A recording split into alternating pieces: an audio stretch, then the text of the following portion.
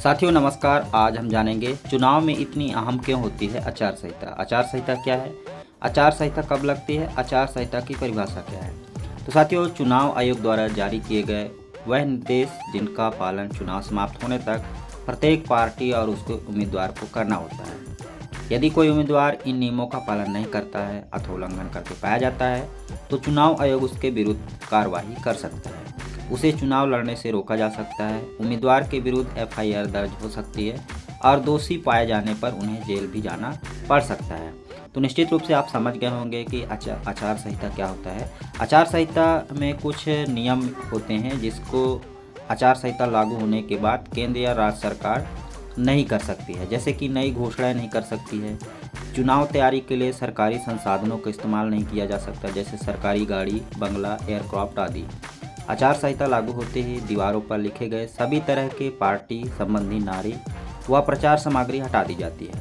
Hoarding, banner व poster भी हटा दिए जाते हैं। राजनीतिक दलों को रैली, जुलूस या फिर मीटिंग के लिए परमिशन लेनी होती है। धार्मिक स्थलों का इस्तेमाल चुनाव के दौरान नहीं किया जाता है।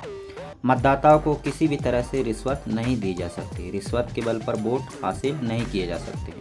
किसी भी प्रत्याशी या पार्टी पर निजी हमले नहीं किए जा सकते। मतदान केंद्रों पर वोटरों को लाने के लिए गाड़ी मुहैया नहीं करवा सकते। मतदान के दिन और उसके 24 घंटे पहले किसी को शराब वितरित नहीं की जा सकती है।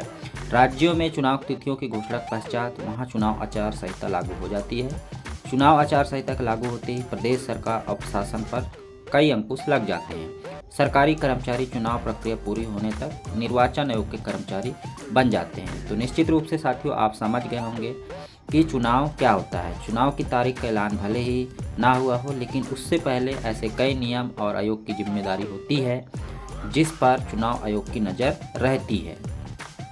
किसी भी चुनाव को निष्पक्ष और स्वतंत्र रूप से पूरा कराने के लिए चुनाव आयोग ने कुछ नियम शर्तें तय की है। इन्हीं नियम को आचार संहिता कहते हैं। उम्मीद है साथियों यह जानकारी आपको अच्छी लगी होगी। अब बात करें छत्तीसगढ़ में आचार संहिता की, तो छत्तीसगढ़ में आचार संहिता 10 अक्टूबर से लगने का कयास लगाया जा रहा है। फिलहाल अभी कोई डेट नहीं आई है।